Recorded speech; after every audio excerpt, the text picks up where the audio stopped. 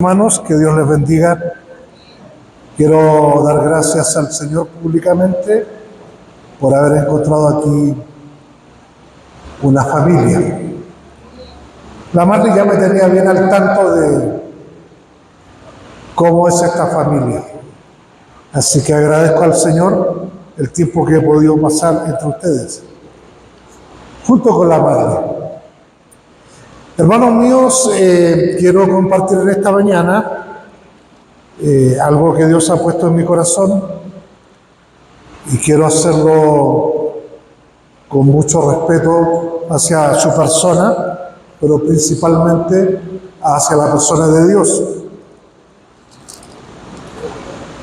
La Biblia dice, Mateo capítulo 16, versículo 18, cuando Pedro tuvo esa lucidez y declaró respecto de Cristo, que es el Hijo del Dios viviente, el Señor Jesucristo respondió, y tú eres Pedro, y sobre esta roca, la roca a la que se refiere Cristo es precisamente su identidad, dice, sobre esta roca edificaré mi iglesia.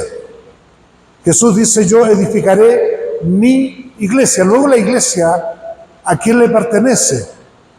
A Cristo. La Iglesia Bíblica Bautista de Chillán, Chile, le pertenece a Cristo. Y la Iglesia Vida Nueva para San Luis de Potosí le pertenece a Cristo. También en Efesios capítulo 4, la palabra del Señor nos dice que el Señor, hablando de los dones de Cristo, que el Señor constituyó, dice, y él mismo constituyó a unos apóstoles, a otros profetas, a otros evangelistas, a otros pastores y maestros, a fin de perfeccionar a los santos para la obra del ministerio, para la edificación del cuerpo de Cristo. Y se está refiriendo a la iglesia. Ahí nos está diciendo que Dios preparó el liderazgo, primero apóstoles, profetas, luego evangelistas y finalmente pastor y maestro para el crecimiento de la obra, la edificación del cuerpo de Cristo. Entonces esta iglesia le pertenece a Cristo. Todo lo que aquí hay le pertenece a Cristo, todo el mobiliario, todos estos equipos le pertenecen a Cristo. Los músicos le pertenecen a Cristo. Usted, que ha recibido al Señor Jesucristo como su Salvador personal y que ha sido comprado por la sangre de Cristo, usted le pertenece a Cristo. Y el pastor de esta iglesia, ¿a quién le pertenece? A Cristo. A Cristo. Y eso puede significar un problema. Si no entendemos bien que el pastor le pertenece a Cristo. Un día yo, leyendo la Biblia y dirigiendo la iglesia de Cristo allá en Chillán, tuve que ponerme en las bancas y mirarme como en un espejo y decir, yo le pertenezco a Cristo. Así que también soy sujeto de la administración de Cristo. Y como le pertenezco a Cristo, dependo de Cristo. Así que el pastor es el siervo que Dios ha llamado, y la Biblia dice, no pondrá bozal al buey que trilla. Y no es que Dios cuide de los bueyes, sino que cuida de los siervos de Dios. Y a este respecto el apóstol Pablo fue enfático. Y ahí es donde quiero entrar en terreno que quizá a usted le pudiera molestar, y lo lamento porque está en la Biblia y debo predicarlo. Querida iglesia de San Luis Iglesia Vida Nueva para San Luis de Potosí. Sé que hace un tiempo atrás tuvieron que cambiarse a este templo y hubo que hacer algunos ajustes administrativos, y en esos ajustes administrativos el siervo de Dios que pertenece al Señor Jesucristo hoy día está siendo desatendido, y el problema es que pertenece a Cristo, y eso es un mal testimonio. Eso está mal porque el Cristo al cual yo sirvo no es deudor de nadie. y quiere que su siervo viva con dignidad. Entonces, creo que aquí hay algo que podemos conversar, podemos tratar en esta mañana. Y perdónenme la honestidad, pero tengo que hacerlo así por amor a mi Señor. A este respecto les voy a predicar un sermón que quizás va a poner convicción en su vida y a arreglar aquella sensación que quizás varios líderes, varones, hombres nobles de esta iglesia y mujeres nobles ya están pensando cómo hacemos porque esto no va bien, ¿ya? No es correcto. Hace años atrás, un joven de la iglesia en Chillán dijo a la iglesia: miren, hermanos, si no nos alcanza a fin de mes para pagar la luz, y si no nos alcanza para pagar el agua y los gastos comunes, bueno, nos congregaremos en el patio. Pero al siervo no lo podemos dejar sin su sueldo, porque trabaja para el Señor y eso es un mal testimonio.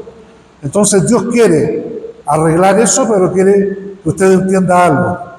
Bueno, ese joven noble hoy día es un pastor y está al servicio del Señor. Hace años atrás, el título de este sermón es La semilla no se toca. El apóstol Pablo enseñó acerca de la siembra y la semilla para enseñar un valor económico a la congregación en la iglesia de los Corintios. Y cuando estaba hablando en el contexto de lo que se necesita para los santos, que varias veces habló de eso en su primera y segunda carta a los Corintios. Y hace años atrás, allá en Chile, fui a visitar a mi familia en el campo. No es tan diferente de lo que conocemos acá en México. Recuerdo que siendo niño, con mis primos del campo, muy traviesos, solíamos jugar todo el día, días calurosos, un río, y entonces pasábamos buen tiempo. Mi tía Clotilde nos llama y nos dice: vayan al cuarto de las papas y me traen papas para el almuerzo. La casa era tan grande, 4 corredores, salimos los 3 corriendo a buscar papas para desocuparnos y seguir jugando.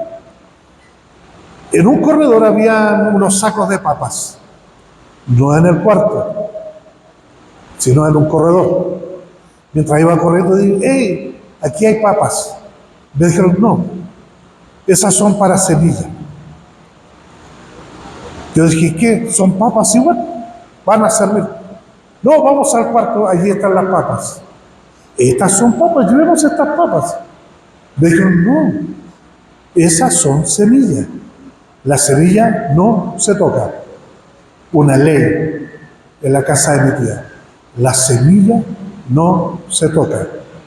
Cuando crecí, pensé en esto: qué difícil será cuando en una casa se consumen todo, incluso hasta las semillas.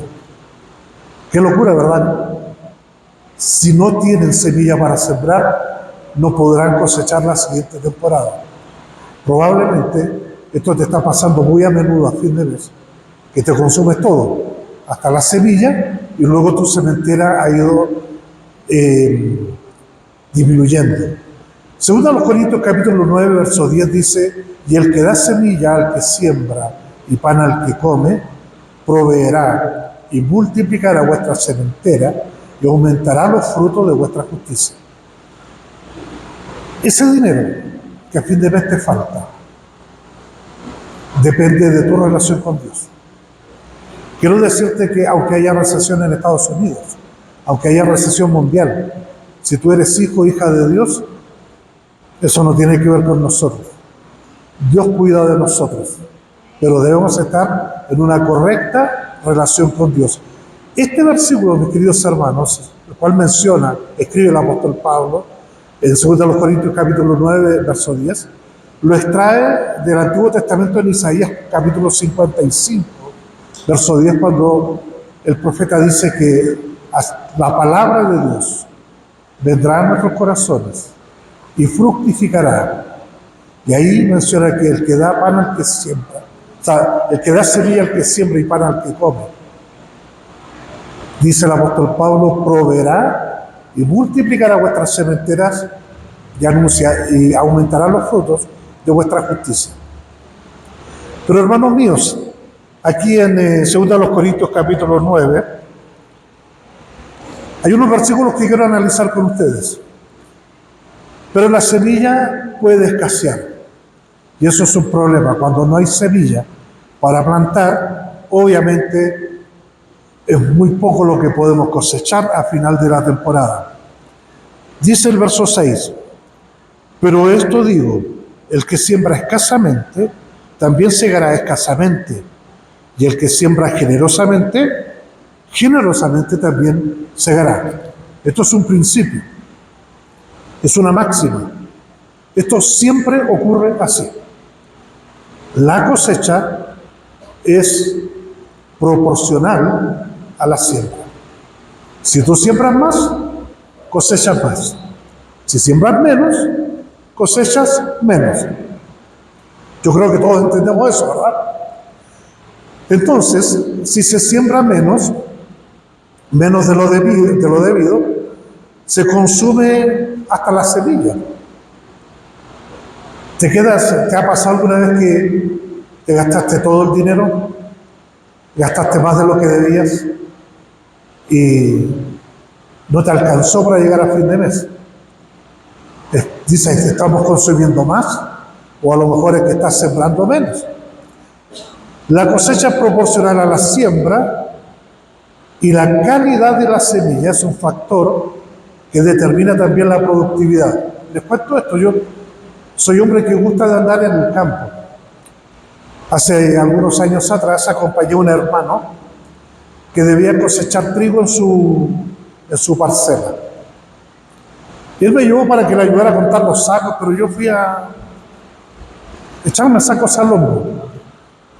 Estuve todo el día ahí llevando sacos al granero como los obreros de ese campo. Y luego otro hermano me invitó a su cosecha en otro campo, lejos de ese, en la cordillera. Y cuando yo me echaba los sacos al hombro, me di cuenta que esos sacos eran mucho más pesados que los otros. Pero el volumen del saco es el mismo. Entonces empecé a ver la semilla, el trigo que estábamos cosechando en el segundo predio, era más grande y más pesado, de mejor calidad. Entonces ahí aprendí que la semilla va variando su calidad. Así que cuando el apóstol Pablo nos enseña esto, que el que siembra escasamente también segará escasamente, y el que siembra generosamente, generosamente segará, tiene que ver también, tiene que ver con cuánta semilla planto y la calidad de la semilla. Porque a continuación nos habla más de la semilla. En el versículo 7 dice, cada uno dé como propuso en su corazón, no con tristeza ni por necesidad. Y aquí está la calidad de la semilla.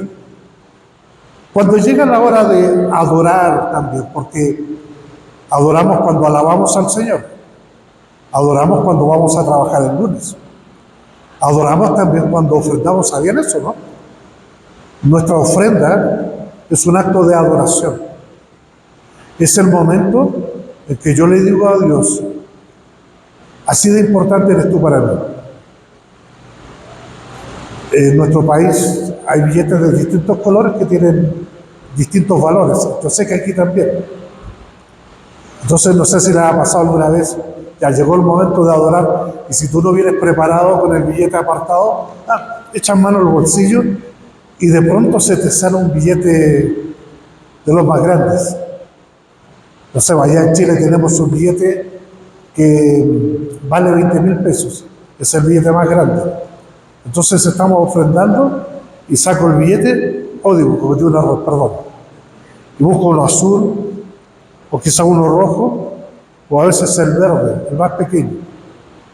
Y luego me acuerdo para quién es y qué significa, y saco el de 20 y lo echo en la cesta. ¿Saben por qué? Porque esa es mi adoración. Yo canté, yo prediqué, yo oré y le dije a Dios cuánto lo amaba. Pero en el momento de la ofrenda estoy respaldando mis dichos. Le digo, Señor, así te amo. Eso es adoración. Dios no necesita mi dinero, necesita mi adoración.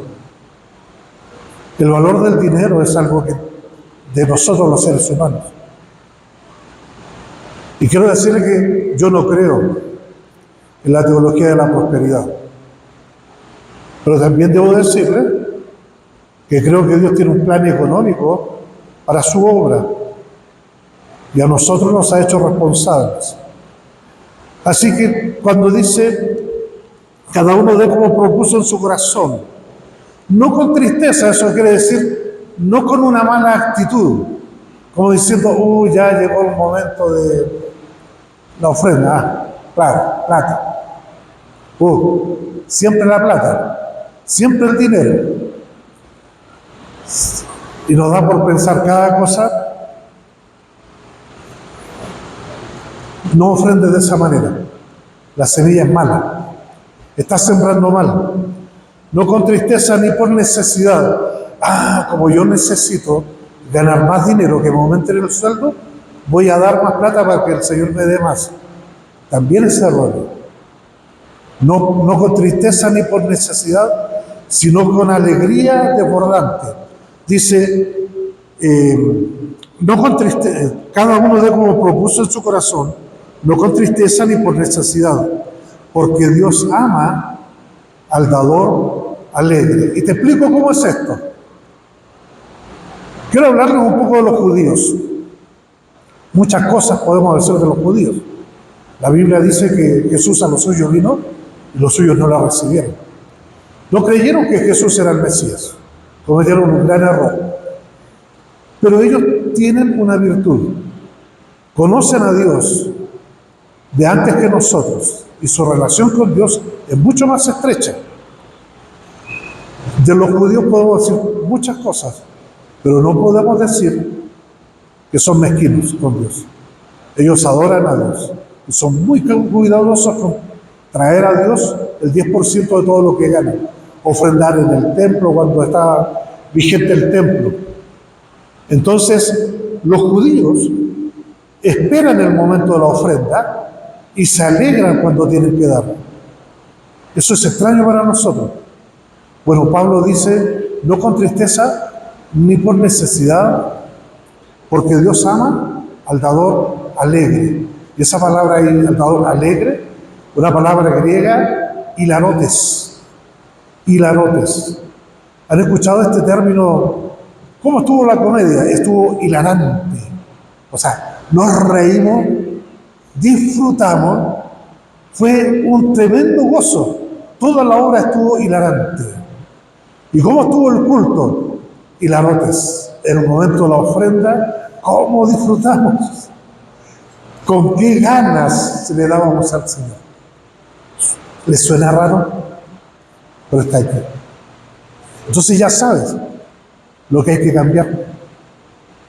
La Biblia no va a cambiar a mi corazón. Mi corazón debe cambiar hacia la Biblia. Imagínate que cuando llegue el momento de la ofrenda, tú te tienes que alegrar y dar con gozo en tu corazón, decir, gracias, por fin llegó el momento que yo esperaba. Toda la semana Dios me ha bendecido, toda la semana he dependido de Dios y ahora por fin puedo decirle a mi Señor cuánto le amo. Por fin. Eso es que Dios ama al dador alegre. Versículo 8. Dice, y poderoso es Dios para hacer que abunde en vosotros toda gracia, a fin de que teniendo siempre todas las cosas, todo lo suficiente, abundéis para toda buena obra. Esta es una promesa, que si tú tienes un corazón dadivoso y alegre y preocupado al momento de dar, dice, Dios es poderoso para hacer que abunde. Dios no quiere que tú seas pobre, pero insisto, no estoy predicando teología de la prosperidad. No estamos aquí para hacernos ricos, estamos aquí para adorar a Dios, para inquirir en su palabra, para adorarlo. Entonces, la semilla se potencia en Dios. Primero a los Corintios capítulo 3 y el versículo 6, hablando de lo mismo, dice: yo planté, Apolo regó, pero el crecimiento lo ha dado Dios. Nuevamente el apóstol Pablo hace referencia a la obra espiritual de Dios en la vida del hombre, asemejándolo al acto de sembrar y cosechar. Pablo dice: yo planté, Apolo regó, pero el que da el crecimiento es Dios. Aquí hay una máxima nuevamente: ¿quién es el que da el crecimiento? Siempre es Dios. Tú vas a crecer si, solo si, Dios te hace crecer. No es por tus méritos, no es por tus habilidades, no es porque conseguiste un buen trabajo. Tú vas a subir económicamente porque Dios quiere y es poderoso. Entonces la clave está en Dios. Piensa en la cosecha. Bueno, yo siembro cada semana y cosecho a fin de mes. Esa es mi siembra y mi cosecha. Hace años atrás, enseñando esto mismo, en la iglesia hicimos como una alcancía donde diariamente íbamos apartando nuestra ofrenda al Señor. Y eso nos enseñó algo, que todos los días nosotros debemos adorar a Dios y enseñamos a nuestros hijos. Entonces cuando llegaba el domingo yo tomaba todo eso que había juntado en el tarrito en la semana y llegaba el momento en que con gozo ofrendábamos al Señor. Porque es lo que la Biblia enseña. Dios es poderoso para hacer que aumente en usted toda gracia, todo carisma, toda aprobación. Dios es poderoso para agradarse de usted al ver la actitud con la que usted está dando. Mírese usted, a ver, cuando yo voy al mall, con este calor que hace, uno entra, aire acondicionado. Oh, qué rico estar aquí, aire acondicionado. Una música suave de saxofón como la que interpreta mi hermano, me hace sentir cómodo en el mundo. Luego me ofrecen una cantidad de cosas para comprar. Allí puedo ir al patio de comida, puedo pasar una tarde muy agradable. Hay muchas cosas que están funcionando en el mall para que yo pueda sentirme agradable. ¿Han ido al mall, cierto? ¿Cómo lo pasamos en el mall? Hay de todo, yo lo paso bien. Y si voy con plata, lo paso bien. Cuando yo salgo de ahí, yo les aseguro que algo de ese dinero de que consumir. Y allí se paga la luz, se paga el agua, el aire acondicionado, todo. Usted llegó a este templo, hay una buena silla, son de buena calidad. Hay aire, hay un predicador internacional. Gracias, Señor. ¿Quién está costeando todo eso? El Señor. Pero Dios quiere usarte a ti. Todo tiene un costo. Lo peor que podemos pensar, escúcheme bien, es que ahora que somos salvos, debemos ser tratados como niños. No, pertenecemos al Señor y el Señor quiere cambiar este mundo usándonos a nosotros. Mira, cuando yo conocí al Señor Jesucristo, yo rápidamente entendí que yo debía servirle, que Dios me iba a usar para cambiar este mundo. Entonces yo ya no solo llegué a la iglesia para ser servido, sino para servir. Y yo les sirvo también con mis bienes. Entonces, pero Dios es poderoso para hacer que aumente en mí toda gracia. Entonces hoy día yo les puedo decir que como pastor, en la iglesia yo recibo un sueldo que me alcanza para vivir dignamente con mi esposa Incluso me alcanza para llegar hasta aquí. Para yo venir acá, la iglesia sustentó la mitad de mi estadía. De hecho, la iglesia hoy día sabe que parte de ella está aquí en México. Porque los hermanos y yo pertenecemos al Señor Jesucristo. Y eso me hace sentir bien, con dignidad. Dios es poderoso para eso. Dios quiere que usted tenga siempre todo lo necesario, o sea, que nada le falte. Vuelvo a leer para usted el verso 8. Y poderoso Dios para hacer que abunde en vosotros toda gracia, a fin de que, teniendo siempre en todas las cosas todo lo suficiente, que tú puedas decir todos los días del mes, echar mano de la despensa, ir a la alcancía a buscar, uno de los niños se enfermó, vamos al médico, tenemos suficiente para pagarle al médico. Hay una necesidad, toma, aquí hay para que puedas suplir esa necesidad. O sea, que no falte en tu casa, eso es lo que Dios quiere. Tú eres hijo de Dios, sino quiere que tú vivas una vida estrecha cuando las cosas te faltan. Dios quiere que tú tengas todo lo suficiente. Ese es el Dios en el que tú has creído. Mira, Dios no tiene problemas con el dinero, porque Él es el dueño de todo el dinero. A Él no le sobra ni le falta. No vive por el dinero. Él lo que más quiere es bendecirnos. ¿Sabes dónde está el problema? Aquí y aquí. Para que teniendo en todo lo suficiente, o sea, que nada falte, dice, en todas las cosas, todo lo suficiente, coma, añade, abundéis para toda buena obra. O sea, que tú puedas decir, wow, Señor, con esto alcanzó para todo el mes, nada faltó, y todo esto extra es para toda buena obra. Entonces el pastor dice, vamos a hacer un viaje misionero a Chile, vamos a visitar a nuestro amigo el pastor Fernando, y tú dices, ay, pastor, justo hay un excedente y yo me anoto, quiero ir. O puede decir, güey, pastor, justo no puedo ir, pero si alguien necesita ir y le falta, yo tengo para darle.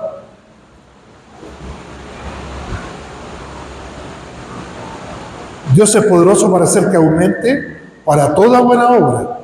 Y añade, como está escrito, repartido Dios a los pobres, su justicia permanece para siempre. Hay un plan económico que Dios ha establecido para el sustento de la obra de Dios, y ese es el diezmo. Aunque tú puedas decir, mira, pastor, los diezmos son de la ley, están en el pasado. Yo he visto todos esos videos y también he leído la Biblia y te digo, no vas a ganar conmigo. Los diezmos no son de la ley, están antes de la ley. Comenzó con Abraham dando los diezmos de todo a Melquisedec, rey de Salem. ¿Y saben por qué lo hizo? Porque Abraham, al ver al rey de Salem, reconociendo que era Cristo preencarnado, se humilló y le dijo, Señor, tú eres mayor que yo. Señor, tú eres más grande que yo, te doy el 10% de todo lo que traigo. Cuando tú entregas el diezmo, tú sacas del 100% que recibiste esa porción y le dices, ¿sabes, Señor? Tú eres más grande que yo. La primera vez que diezmé, Señor, no lo sé cómo voy a llegar a fin de mes, pero esto es tuyo. Tú eres más grande que yo. Y así nos fuimos, hasta el día de hoy.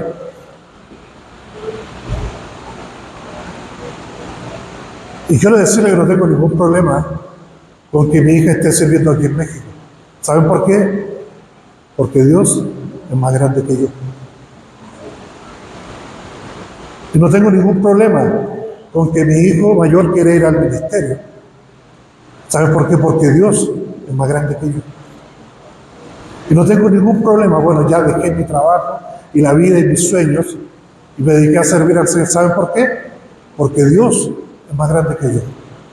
Entonces los diezmos significan simplemente que Dios es más grande y es más importante que ustedes. Teniendo eso, alcanzará para que usted esté relajado, tenga todo lo suficiente en su casa y abunde para toda buena obra.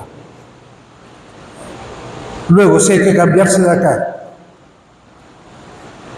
si hay que contar más dinero para pagar la luz y el agua, abundará para toda buena obra. Pero les digo una cosa, el siervo es digno de su salario. Y escúcheme esto, a Jesús no le queda bien que alguien pueda decir que en esta iglesia el siervo no está siendo sustentado. Habla mal de Jesús. Y ese es su problema. Ese es un problema que yo les quiero dejar, una carga. No está bien que el siervo de Dios en este lugar no esté recibiendo lo que es justo, lo que Dios prometió. No pondrás bozal al buey que trilla. El Señor Jesucristo va a sustentar, va a cuidar de él, pero lo quiere hacer a través de su iglesia. Porque esta iglesia es de él, este siervo es de él, tú eres de él. ¿Entiendes el problema? Yo me pregunto cuántos hombres y mujeres con corazón noble se irán a ir a su casa pensando, algo tengo que hacer. Van a orar, se van a juntar y van a decir, solucionemos esto porque la iglesia Vida Nueva para San Luis Potosí necesita andar en regla delante de Dios. Les insisto, en mi iglesia yo viví una situación similar por mucho tiempo, pero todo cambió cuando la congregación dijeron, no, el pastor va primero. Primero el sueldo del pastor, luego misiones, luego la luz y el agua, luego todo lo demás. Yo puedo ver todos los meses cómo Dios sustenta nuestra cuenta corriente y hay suficiente incluso para toda buena obra. Y me estoy llevando la carga. Y les prometo esto. Si escucho buenas noticias de ustedes, yo quiero llevar esta carga para que en Chillán podamos apoyar. Porque no está bien que el siervo no sea sustentado. ¿Me entienden? Dios ha puesto una carga también en mi corazón. Pero si el problema es el diezmo, aquí ya te dejé una máxima, un principio. Económicamente vas a crecer exactamente como estés dispuesto a sembrar. El que siembra poco, cosecha poco. El que siembra más, cosecha más. Luego de esto vienen los testimonios y los hermanos dicen, oye, la verdad, el Señor me ha bendecido. Eso es muy común. Siempre pasa lo mismo. Esta palabra, mis queridos hermanos, es para los hermanos que son miembros de la iglesia Vida Nueva para San Luis de Potosí. Pero yo escuché también que había visitas aquí, a quienes saludo atentamente. Yo también soy visita aquí, quiero decirle. Y siendo visita, has tenido la oportunidad de escuchar lo que la Biblia dice a los creyentes en cuanto a la administración y el cuidado que deben tener de cómo se sustenta la obra. Pero yo quiero apartar un momento para entregarte un mensaje especial a ti. Tú que levantaste la mano y dijiste, es primera vez que vengo. Una vez, por esa inquietud que te trajo esta mañana, un hombre también se acercó a Cristo. Venía escuchando de las cosas que Jesús decía y hacía, y estaba ahí inquieto. Dice Juan capítulo 3, versículo 3, versículo 1, voy a leer para ti que eres visita. Había un hombre de los fariseos que se llamaba Nicodemo, un principal de los judíos. Este vino a Jesús de noche y le dijo, Rabí, sabemos que ha venido de Dios como maestro, porque nadie puede hacer las señales que tú haces si no está Dios con él. Respondió Jesús y le dijo, de cierto te digo, que el que no naciere de nuevo no puede ver el reino de Dios. Entonces Nicodemo quedó dándole vueltas a esto. ¿Cómo puede ser? El que no ha nacido de nuevo no puede ver el reino de Dios. Le pregunta a Nicodemo, ¿cómo puede ser que un hombre nazca que por segunda vez entre en el vientre de su madre y luego nacer? Y Jesús le reitera, el que no naciere del agua y del Espíritu no puede entrar en el reino de Dios. Así que lo que Jesús le está diciendo a Nicodemo, antes que entienda cualquier cosa de los diezmos, de las ofrendas, necesita saber que le es necesario nacer de nuevo. Y este no es un nacimiento físico, es un nacimiento espiritual. No podía entender Nicodemo qué significa nacer de nuevo. Bueno, si no nace de nuevo, no puede entender las cosas que están en la Biblia y tampoco puede entrar en el reino de los cielos. Dios no solo quiere sustentar a sus hijos, Dios quiere que tú compartas con Él en el cielo que fue a preparar para nosotros.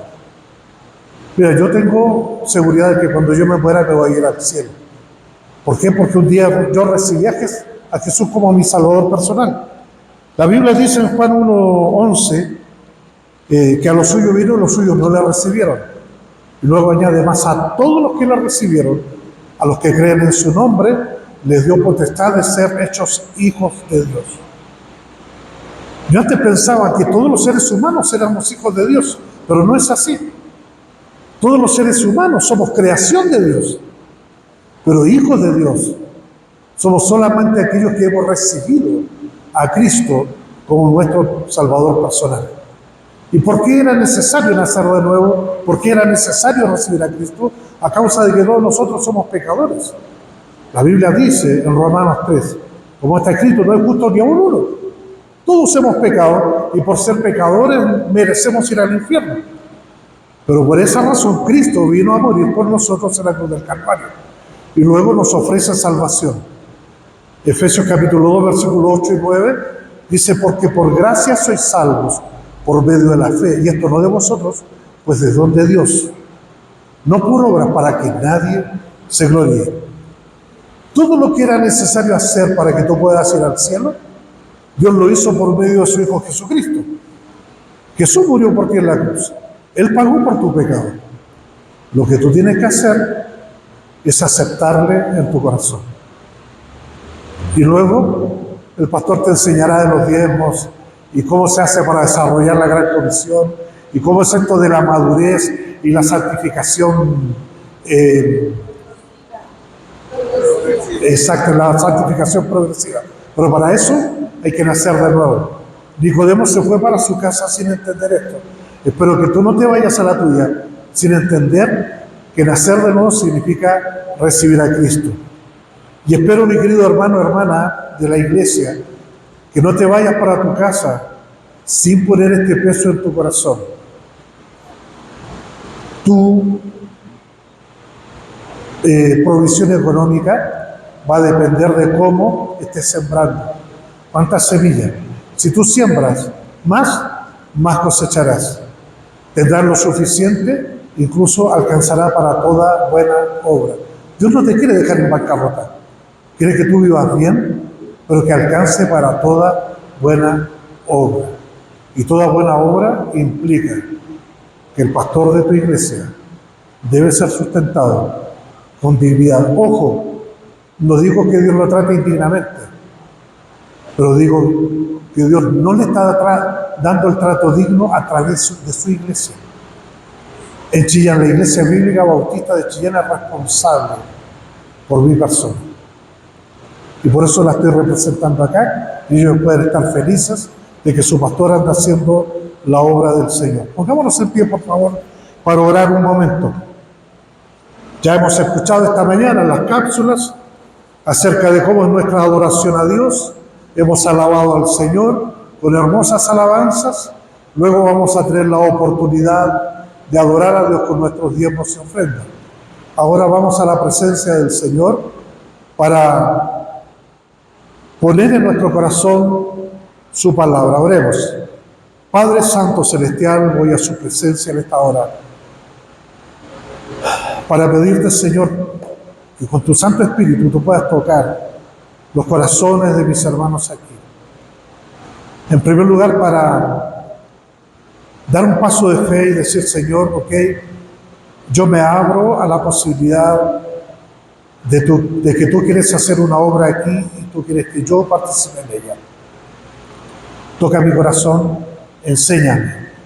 Con esto de la semilla, yo quiero serte fiel. Tú eres más grande para mí. Tú eres lo más grande que hay en mi vida. Y yo te quiero adorar de esa manera. Padre, toca los corazones de hombres y mujeres para que puedan obedecerte y entrar en regla. Que su pastor pueda ser bendecido con dignidad. Y que nadie pueda decir de esta iglesia que no tiene para sustentar a su pastor. También, Señor, toca los corazones de aquellos que viniendo por primera vez necesitan recibirte como Señor y Salvador.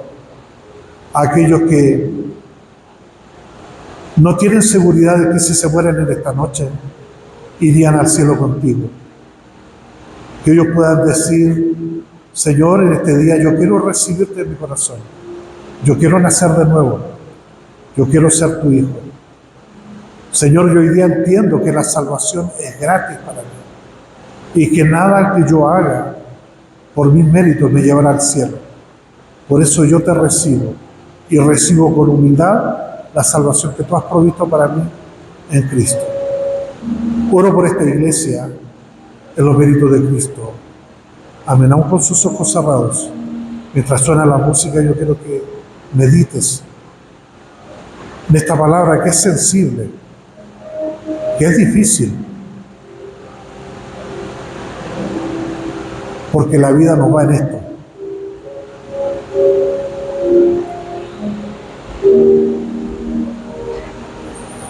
¿Cuántos aquí habrá que puedan decir, ¿sabes qué, pastor? Yo tengo suficiente fe como para ponerme al frente y decir, ok, Señor, tienes el permiso de tocar mi vida, porque esto lo vamos a solucionar. Habrá alguien que levantando su mano pueda decir, pastor, llévate esta carga a Chile, ora por mí, porque yo quiero ser aquella persona que va a hacer que mi pastor tenga su sueldo, que sea sustentado. Yo quiero que Dios toque mi corazón. Yo quiero que esta iglesia solucione eso. ¿Habrá alguien? Levante su mano, yo voy a orar por usted. Amén. Amén. ¿Alguien más? Amén. Yo quiero llevarme una carga. Amén. Quiero acordarme de ustedes todas las semanas. ¿Alguien más que pueda ser pastor? Yo voy a ser del equipo que va a estar pendiente de que mi pastor tenga su sueldo. Amén. Amén. Pastor, amén. Yo voy a orar. Amén. Yo voy a orar al Señor. Amén. Para que haya suficiente en esta iglesia. ¿Alguien más? Amén, amén. Pastor, cuentas conmigo. Yo no me iré a mi casa tranquilo pensando que las cosas no andan bien aquí. ¿Alguien más? Yo quiero orar por ti. Amén. Amén. No digo que tu pastor esté en pobreza, pero digo que no está recibiendo el trato que se debe. ¿Alguien más que pueda decir, pastor, ora por mí, porque yo no me quedaré tranquilo? Haremos un equipo aquí y lo sacaremos adelante. ¿Alguien más?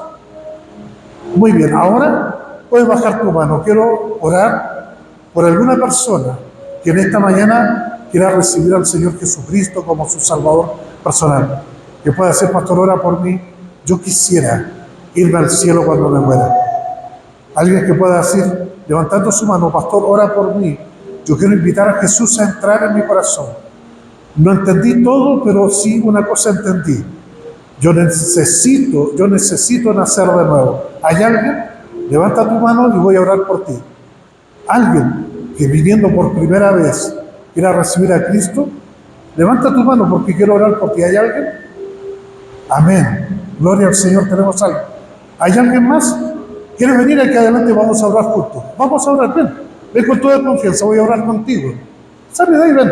¿Alguien más quiere venir a orar para recibir a Jesús? Voy a invitar al pastor Daniel que pase aquí adelante para orar también por nuestro amigo que quiere recibir a Cristo. ¡Qué bendición! ¿Alguien más quiere aceptar a Cristo en su corazón? Que venga para que oremos. ¿Ya? ¿Alguien más? Ok, pastor. Ora.